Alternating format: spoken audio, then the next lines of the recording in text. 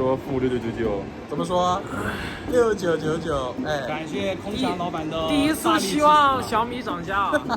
刚刚的直播啊，这位朋友就要买6999的小米15 Ultra 给我们测了，我们赞助他200块钱去买那个摄影师版啊，因为他是不想买素皮的啊。谢谢哥，好吧，谢谢哥。哎，我们已经到达小米之家的门口了，我已经生无可恋了，最好是给我点惊喜啊！快去看吧。哦，他没买那个拼色的。真机只有白和黑的。哎，先看一下这个黑色啊，后面就是这种丝绸玻璃一样的这种质感啊，还挺润的，而且不怎么沾指纹。然后这个摄像头呢，确实挺大的吧，也有巴黎士林这种黑色的，红圈就高端镜头。好，然后我们来比一下，跟这个X200 Pro 我这是套了壳的啊，它其实大小是就差不多的啊。这边就还是这种比较正常的全等身的4曲屏啊，但是我觉得你稍微把角度偏一点吧，感觉它这个地方切得很直啊，感觉这个角看着有点怪怪的，我也不知道该怎么形容这个东西。那这个侧范会绿吗？绿吗？还好，我觉得还好吧。还好，感觉没有很绿啊。对，再看一下，比3星好多了啊，没有什么很大的问题啊。觉得是正常吧，因为它多多少少都会有一点点偏色的。好，再看一下白色，哎，白色这个后面也是这种丝绸玻璃啊，它有这些纹路的，我觉得还可以，感觉这个纹路挺丝滑的，看到没？它是这种纹路比黑色的好看，黑色是一点点状的，而且它后面的这个衔接其实做的也挺好的啊，还是 OK 的，跟前几代 Ultra 没什么区别，但是比小米15 Pro 和小米15的还是要差一些的，是能感觉到那个拼接处的，而且边上这个地方是两边都切了嘛。你无论是前面还是后面这里，都是会能够感觉到的啊，这个衔接。我们来看一下它的拍照啊，拍照，哎，这个界面是不是改了？你可以看一下这个字体好像跟之前不太一样了。徕卡经典，徕卡生动 ，OK， 0.6， 1倍，1英寸呢。你看发布会现在还在开呢，对吧？在发冰箱，2倍就是裁的。这一次是3倍啊，是70毫米了。好，我们来看一下它的长焦微距。肯定开了。好，我把它全部关掉了啊。我们再试一下。没有。完了，露馅了。很远。我天哪！很远。这么远吗？可以看一下，这有50厘米了，40-50厘米的吧，起码有。然后我再看一下这个3倍3倍就还是挺近的，3倍还是 OK 的。3倍大概7-8厘米吧。2亿的4.3倍是没有长焦微距的啊。vivo 的那个大概有多少厘米？因为我看一下嘛，现在看吧。大概这个位置嘛。大概15厘米。15厘米。那你们觉得这个4.3倍没有长焦微距，你们能不能接受呢？上一代是双长焦微距。可以接受，但是觉得还是有点遗憾的。对不起，这个巅峰影像科技旗舰。我们拍一下这边这个Turbo 4的广告牌啊，我们先4.3倍原生焦段看一下，应该是100毫米，然后它不是能够裁切吗？直接好200毫米，30倍 AI 已经开了，再大呢60，好就排到60倍吧，我们来看一下，60倍就是这个效果了。你觉得防抖怎么样？防抖还可以啊。你要不要拿X200 Pro 也拍一下对比一下？好，可以啊。30倍其实已经感觉到那个 AI 了，它已经开始有点算的感觉了。这个潮字，对，潮字这个里面感觉已经开始算了，屏子也是嘛，但是清晰度还是可以的啊，这10倍 OK 的，高度可用，而且它也没有很多的 AI 痕迹了。我们来看一下X200 Pro 呗 ，vivo 这个 AI 是真的厉害啊，这都是60倍的嘛。我怎么感觉vivo 看着舒服一点？从字体来说是 vivo 要舒服一点都是有 AI 的痕迹了。这个30倍，我觉得没有很大的区别吧，但是感觉 vivo 的这个边缘要锐利一点。但是这个是拍同样的地方的话，小米这还是能看得出一点纹路的。对，比我这边完全抹平了。vivo 就是涂抹的很厉害啊，这10倍。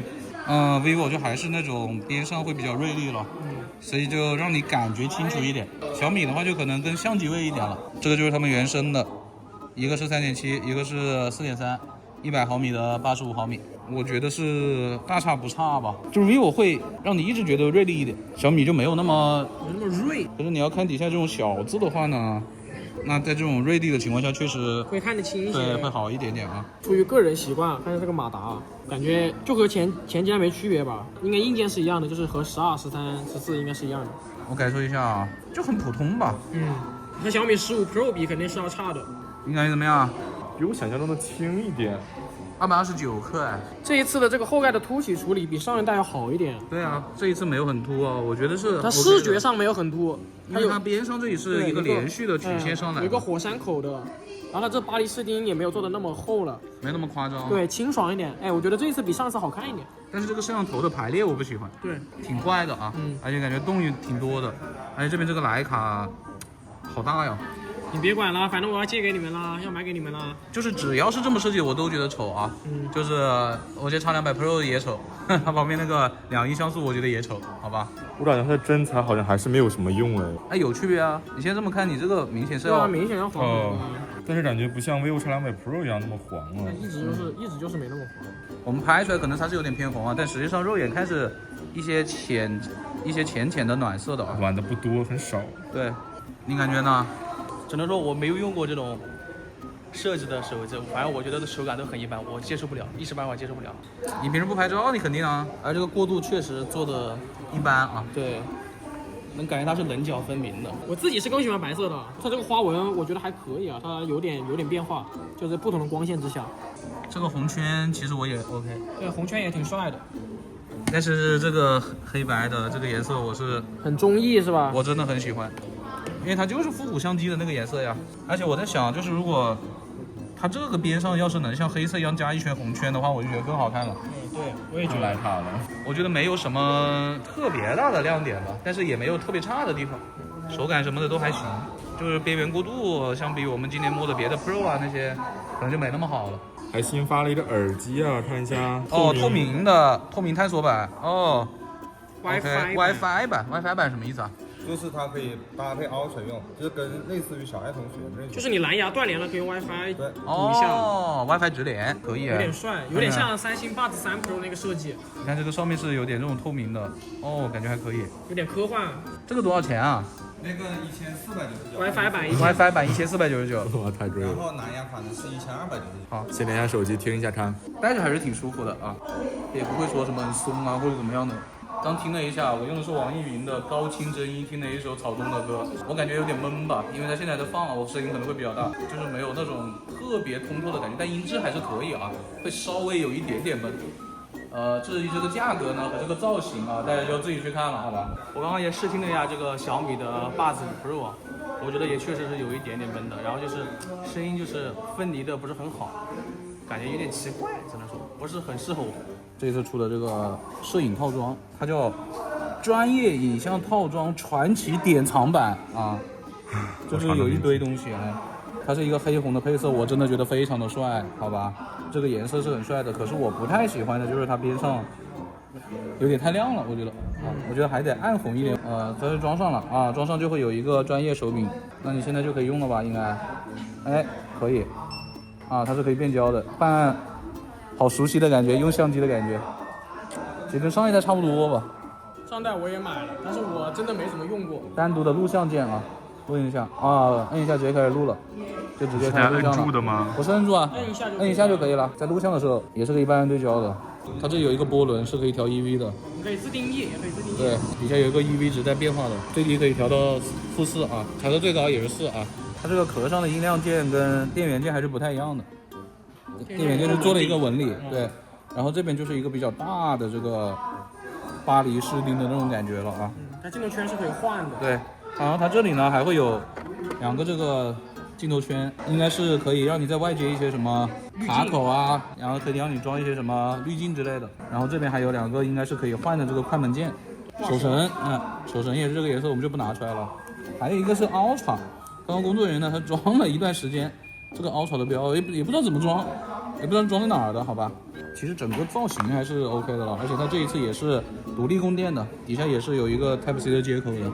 它整个套上去的效果大概就是这样了啊，帅还是帅的，但是确实会比较重。像之前的它第1代包括第2代，其实我也觉得套上去之后呢会有一点点麻烦，因为你揣在口袋里面的时候就会这一坨就特别大嘛，它有一定会很厚。你要是把它带在身上，你只有在拍照的时候拿出来的话，带这一坨的意义不是特别大了，好吧？就除非呢，你是平时喜欢像带相机一样把它挂在脖子上啊，或者这样的斜背着啊什么的。但是我觉得手机你毕竟还是有很多的时间会拿出来用的嘛。我补充一下吧，因为这个上一代我买过这个壳，然后我觉得它拆装起来是比较麻烦的，而且很容易损坏它这个边框，因为我上一代它的边框就是这么坏的。非常感谢华创国际广场的小米之家的店员啊，他们愿意把这个小米15 Ultra 让我们拿出来拍一下。那我们就趁着这个机会啊，你看还装的这个摄影手柄。对，然后我们来看一下，那就按照它默认的吧，也是徕卡生动，我们来拍一下这个夜景。这里其实现在是有一些光的，但是也是有一些这种灯牌什么的啊，不是说夜神嘛。我们来拍一下小米的曝光的时间，感觉是更短的啊。我们来看一下这两张照片啊，可以看到的是 vivo 确实会比较锐利啊。小米这边的话，它后面其实是有一点虚掉了还是怎么吗？但是它现在也是一个体验级的这么个固件啊，只是给大家稍微看一下啊。小米就还是不怎么压高光嘛，很明显的是 vivo 的高光会压得好一点的。我怎么感觉小米有点抖了呢？对啊，这个地面明显是 vivo 的很清晰啊。对，感觉是有点像胶一样，有点抖了的感觉啊。对，那我再拍一张好吧？我们拍一下对面那个广告牌 vivo X200，远不止影像啊。我们刚刚已经拍了2张照片了啊。vivo 应该是真实一点的吧？对，小米你看左下角有点偏绿了。对，有点偏绿了，它其实是没有那么绿的啊。解析度我感觉是小米这边还好一点啊。原生焦段要长一点吧？对，原生焦段是要长一点的。然后高光的话，那肯定是 vivo 压的好一点嘛，可以看这个灯牌。倒影都压住了。其他的细节的话，我觉得小米15 Ultra 可能还稍微好一点。当然了，这是它现在的体验机的固件，大家也不用太在意啊。它这个效果我是真觉得行的，你看它这个清晰度。铁质的这个门把手，光泽都拍得很好。对，刚刚我们已经看完了小米这次发布的一些新品了，大家可以在弹幕以及评论区跟我们交流一下啊。我买的手机啊，等空翔给我们的手机到位了，我们就马上开始制作我们的户外内容啊。那么本期视频到这里就结束了，大家如果喜欢我们的视频，一定不要忘记了一键3连，更多精彩内容请继续关注一线玩家。好了，我们下期视频再见，拜拜拜拜，走。